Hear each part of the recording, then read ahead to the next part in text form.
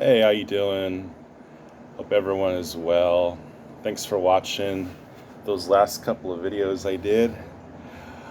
Um, yeah, I really got the cartoon inspired comics fever and just been having a lot of fun with that stuff. Um, I picked up a run of Ren and Stimpy, and actually I completed my Beavis and Butthead run and Simpsons run. So I'm really excited about that. Uh, so I'm putting away some of my uh, Funko Pops, actually all of them, and a couple of things that kind of fit in the Funko Pops tub I'm doing. I'm not like hiding them away.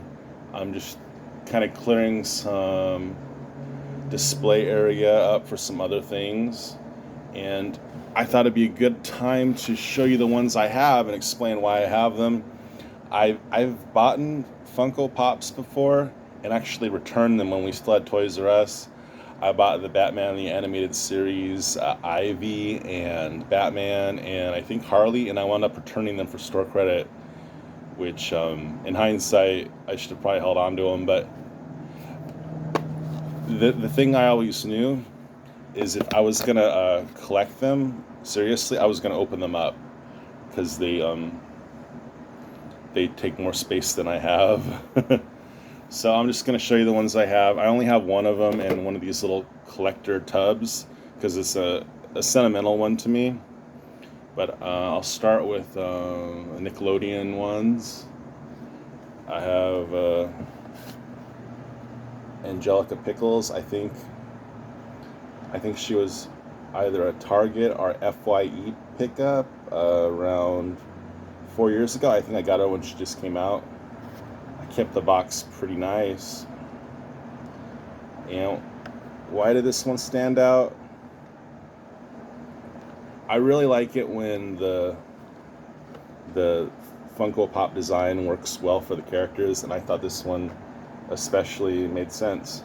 You have certain characters like Simpsons characters and South Park characters where such a big part of their design is the way either Trey Parker or Matt Groening conceptualized how their eyes are going to be. And with the beady black button eyes, this design really worked for me for some reason. I thought it was really nice. So I also have this version of Rocco. I bought him, I think I was with Airborne Sapper Comic Fan maybe, and we were both at Amazing Comics in downtown Long Beach. I'm gonna have to dust these off before I put them away. It's a pretty good layer of dust on them. It's not nice to let them get that way, but I'm gonna dust them off, and I just want to prevent them from getting like that even more so. I guess one more Nickelodeon one. I tend to go for the more cartoony stuff. The most impressive thing about Pops are the licenses they get, the movies. I don't know how I resisted the Pulp Fiction ones. That's my favorite movie. I guess if they did ones for like Magnolia or like, did they do them for Nacho Libre? I don't know. But there are certain things like Ghost Dog I wouldn't be able to resist. But this is Reptar, probably an FYE pickup. I like this one a lot. I also like it when they break away from the Funko Pop black button eyes, and they gave him the orange ones. Sometimes they're really clever about that. The biggest opportunity I ever thought they missed was when they did Kurt Cobain and they gave him the black button eyes when they should have gone sky blue for Kurt. But that's Reptar. Am I gonna miss these being boxed up? Probably not. I've been looking at these on the shelves for so long, and I'm just amazed I don't have more. I think I have 10. I should probably have 100. I don't know how I had the discipline to have so few. This one was a Walgreens exclusive. My friend Tat Comics was looking for one. Oh, and I think Tat Comics has a pop for me, so that gives me 11. I believe it's what's the character's name? Not Rose and Thorn, but Black Orchid, and the beautiful eco-friendly boxing. But here's Juggernaut, or as Tat Comics likes to say, Juggernaut. And yeah, this one just makes me think of Teddy. I got my brother the really cool. These are all bobbleheads. The X-Men. I got him my brother Bishop with a gun, and the box. The box was slashed. Sorry, I didn't mean to flip you the bird. It was like shanked hard from the box cutter, and they only knocked off $1 for me. So yeah, he took that one out, but Juggernaut. Okay, stick with cartoony ones. I love the branded licensing, the mascots, Jolly Green Giant. I almost got the bird pop for the Baltimore Orioles, because my dad went to engineering school in Maryland, but I didn't really like the one that much. And Sprout's also a pretty good pop, but yeah, man, ho ho ho, this one's sick. My other favorite one is also a branded licensing one, and I'll share that one last because it's my favorite. This is the main man right here. Mind your biznatch. This is Lobo, the main Bastich #1, getting his frag on. That was one run I came pretty close to wanting to just get, was that ongoing Lobo series where he had the bulldog. I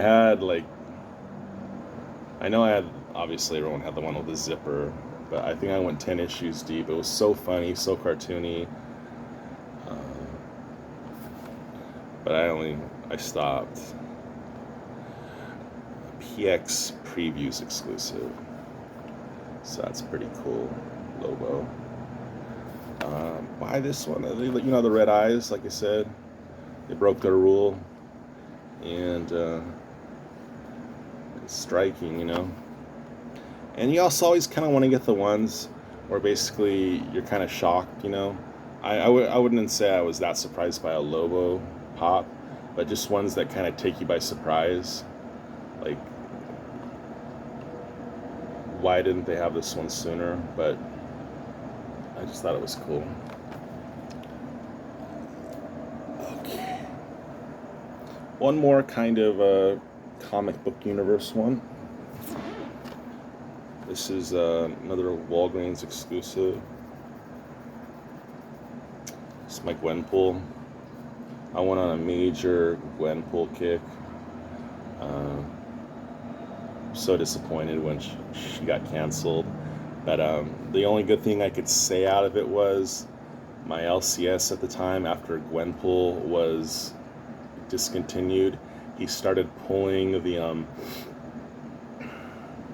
I don't know, what was it, the Orange County Avengers or the West Coast Avengers, whichever new Avengers book that had Gwenpool and Kate Bishop, Hawkeye, in it, and he started pulling that run for me, and it was just kind of cool that he got that book for me, because there turned out to be a minor key with the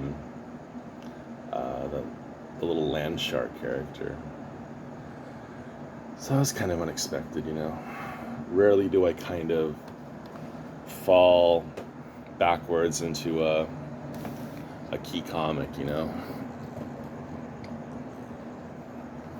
This one right here is just means a lot to me. I remember this Chilly Willy. Once we were at Disneyland, it must have been one of my first trips. I think I was 5, and we were sitting on wherever they do the parades, I guess Main Street, And I remember it so vividly.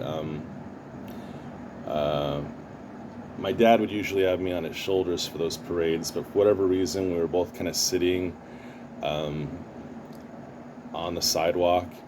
And for some reason, when the parade procession came by and Chili Willy was, someone in a Chili Willy suit was,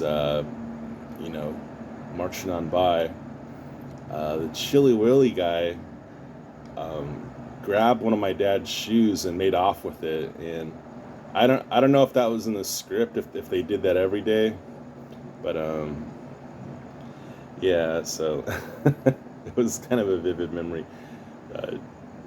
Chili Willy making off with my dad's size 12 left shoe. And yeah, I used to really like the Woody Woodpecker cartoon. I remember seeing like Woody Woodpecker stickers on hot rods and stuff. I'm thinking that was so cool. Just like so many different stages of Chili Willy and Woody Woodpecker. All right, this is my top one. It's not worth anything. I just have it in the tub because I got it at Frank & Sons from one of my favorite dealers, Adam. He deals like in a lot of Nintendo type toys, and he likes retro video games, which are my favorite too. But he had this one. I paid up for it. You know what? I think he gave me a little deal on it. I think he had it for 20. Maybe he gave it to me for 15. But yeah, Charlie the tuna. My dad's dad worked at the Starkist tuna cannery on Terminal Island. God, he must have worked there from about 1930. He worked there from the 1930s all the way through the 80s. He was really proud of his 50-year commemorative watch that they gave him upon retirement. And he was the oil man. He monitored the oil and the recipe they used for the vegetable oil. They can the tuna and the good stuff like the albacore. So these other things, these aren't really pops, but they would just be for sale, like where the pop vinyl stuff is at the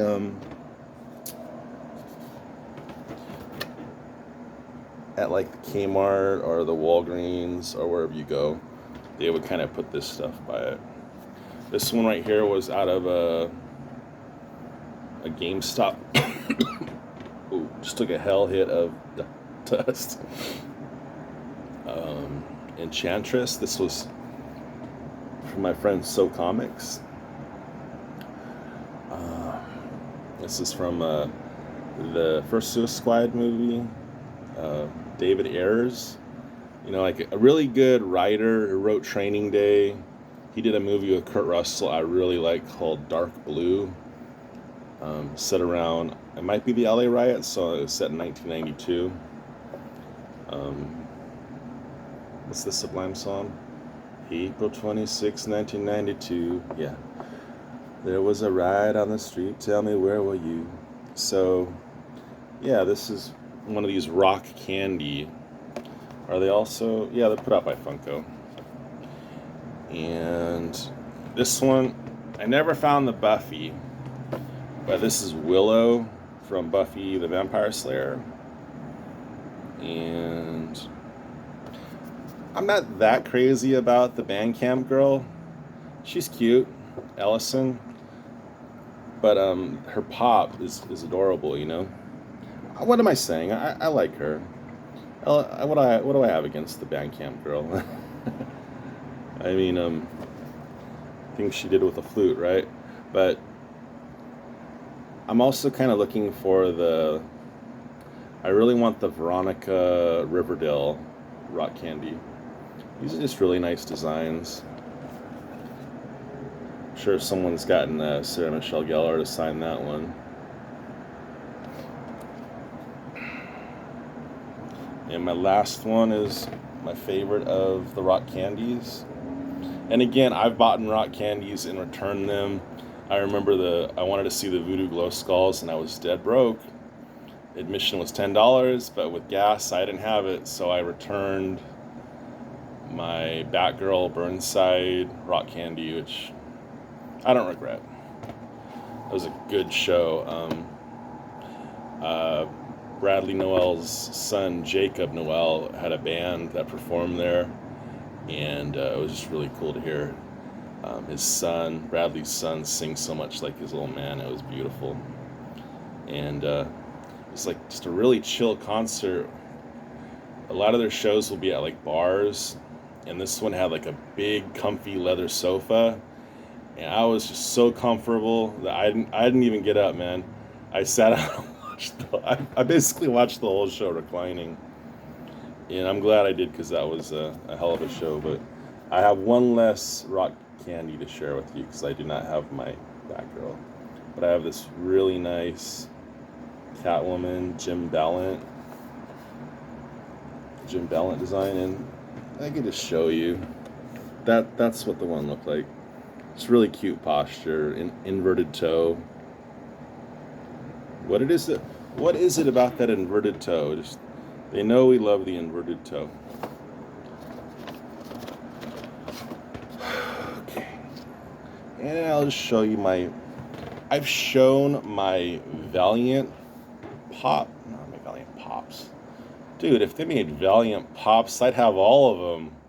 1990s Valiant Pops, Archer and Armstrong and Ripe. No, I've shown my 1990s Valiant slabs. And I mentioned Pops and slabs in the same sentence because they're both things that on paper I should really like, but I have an aversion to. Namely Pops, because they're not very space friendly, and slabs because I like to read my books. But I have gone after some slabs for other reasons, like for display reasons, or just to have a good copy, maybe buy a good copy of a book. This one right here I shared, I think, earlier this year. I'm not going to say anything about the show because that's not what this is about. I didn't buy this because of the show, even though my timing did coincide with the popularity springing forth from the show. However, I didn't pay like inflated prices for it because it's just an 8. It's not in collector quality. It's not really an heirloom, and it's a good representation of the book. It's funny, like, I love it when you can totally tell why the person submitted the book as is, and I think they were probably docked points due to some tanning on the back. But I just always wanted this book. It's always such a cool cover. Nothing against issue 8. I love the character Death, but that Dave McKean cover always just looked like a young woman trying to take a hell hit off of her underarm, which I don't mean anything by that. But this cover right here of the Dream King Morbius is nice. Nothing to say about the show. If you don't have nothing to say about it, you don't have nothing to say about it, right? Forget about it. This one right here, I came real close to selling recently because the zombie tramp stuff just gone ape nuts. And I could probably say I've never sold anything zombie tramp. No matter how hard the times got, no matter how sick we got tired of fried bologna sandwiches, we never cracked down on the zombie tramps. But this is just a like a con giveaway, a flip book with something Jason Martin was doing. And it's a 9.0. It's like a confirmed signature, like verified. Nice tight. It's my only CBCS. But I don't have any of the like early original zombie tramp, so this is like my super real graphics zombie tramp. And I think it's a really rare one. I was gonna list it for a lot, but I resisted. I don't even think people would know what it is just because it's so scarce. These other ones I got because they were so inexpensive, and I love this stuff. It's Beavis and Butthead. This is from the Wizard magazine. This is something I got for $10 in an auction, and the guy didn't like really ship it any sort of way. He wrapped it in bubble wrap and threw it in an envelope, so he's able to get it to me for $8.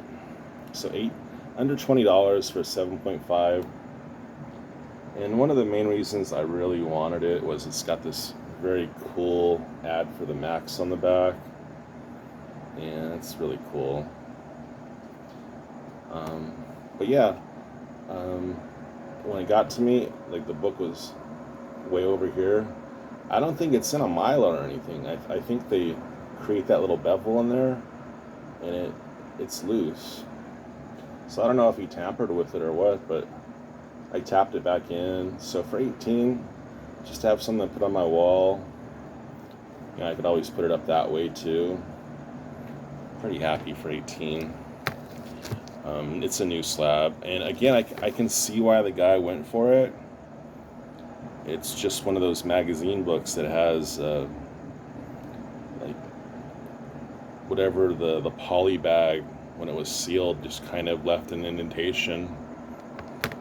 I don't think he tried to do anything with it though. I think he was just willing to take the loss. He wanted out of it.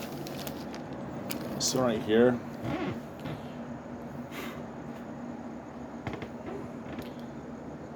I think I got this one for less than 50 shipped, pretty sure. I really like the color on this Beavis and Butthead #1.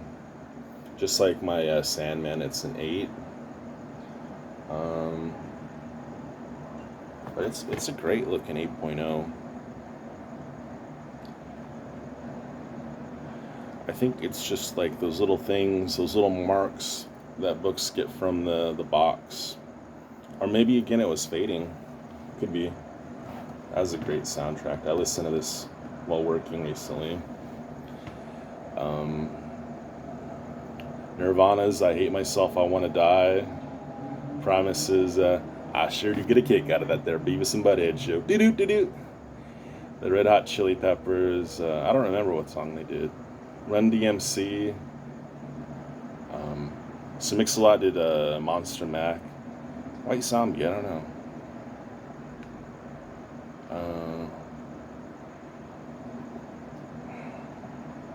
God, Anthrax. Was that Looking Down the Barrel of a Gun or 99 Ways to Die? I think 99 Ways to Die was Megadeth, but great stuff. I'm so into that there Beavis and Butthead Show. Here is the second to last issue, and this 8.5 doesn't look as nice as the 8 of issue 1. I think it's got nicer color, but yeah, this is the second to last issue.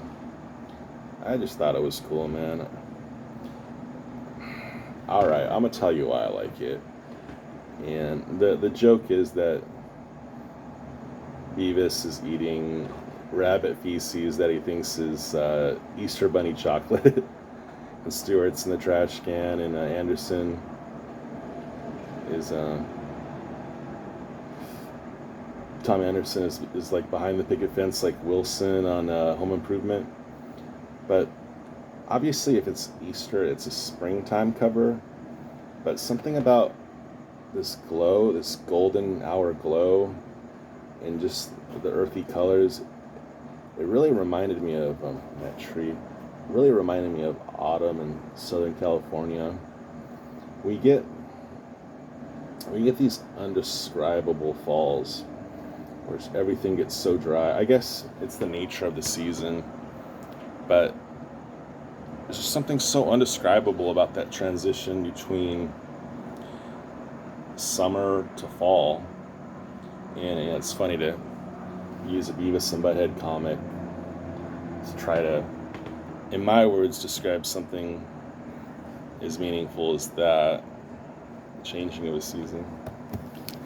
But yeah, that's just art, when art moves you. So yeah, I just got some other little stuff I'm throwing in there, like this. So thanks for watching. I'm gonna try to do better on my videos. I'm trying to keep the quality up. Shooting videos on the go is no bueno.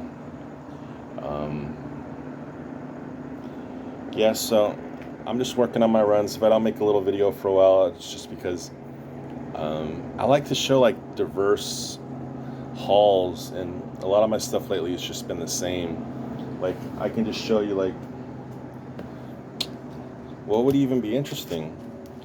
I'll tell you what, just because these are kind of different, they're like it's not a set, I'll just show you some Animaniac comics I went after. I got this slot real cheap. There's Animaniacs 4. I just don't know if anyone will be interested in this stuff. I don't want to be a bore. Animaniacs 8. I rescued these from like a thrift shop. 10. Hello, nurse. This one's really cool. This is a black and white interior. They farsify like Seven Samurai Kurosawa, Hagakure, not Hagakure. What was that called? I don't know what that's called. When everyone in the story sees something different. I can't think of it. I think that dust went to my head. I can't even see the numbers. I'll just show you the covers. It doesn't matter. I don't have a collection. This is a nice French cover. An X-Files type cover. These Animaniac books, man. Oh, God, it breaks my heart. Like, I believe that children are the future, but this generation, the 5-year-olds in 1993, they beat the F out of these Animaniac comics, man. And I bet a lot of those same kids are grown up now. They're in their late 20s, early 30s, and they want their Animaniacs comics back, and it's too late because they left just in their wake just a bevel of mangled Animaniacs comics. They will be known as the generation that colored, spilled orange juice, and just that's why, like, I don't know. This one I would potentially slab. This one I love. It's the first appearance of Freakazoid in comics. This is why I bought the lot. If you go on eBay and you look up Animaniacs issue 38, Cyberspace Comics has one, and they're trying to get $85. And here's the catch: if you read the description, Animaniacs issue 35, Cyberspace Comics, they list it as would be an 8.0 if cover was attached. And not only is the cover disattached, but it's in 2 pieces, front and back. They want $85 for it. So I got this lot of Animaniacs. There was also Pinky and the Brain comics, Looney Tunes. Some are in nice condition, collector quality. Others are the aforementioned Animaniacs Generations loot of destruction. It's all right though.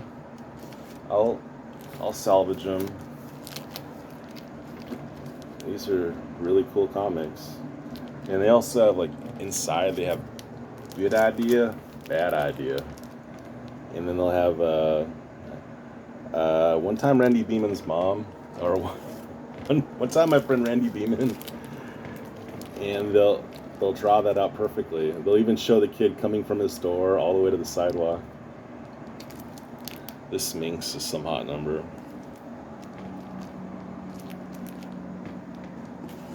I've seen some very suggestive art of this Minx and Lola Bunny, and they weren't playing basketball. Mindy and Mutt? Anyway, they didn't make Tiny Toon Adventures comics, otherwise I'd want them. So, yeah, that's kind of good. My pops, my slabs, why I have those, and the stuff I'm buying now. So that's a complete video for me. Hopefully the quality is okay. I won't throw any editing on this one. I'll shoot it straight up, even though I do love doing that editing. So much fun. Alright, so the reason I was doing this is I was cleaning some apartment space, so I'll get back to that. Again, if I don't upload anything for a while, I'm alive and well. Just I'll let you know when I get something I think you'll get a kick out of. Until then, I'll bide my time drinking red wine, and I'll try to comment on your guys' stuff. You've always been so cool about leaving remarks on my endeavors. So, thanks.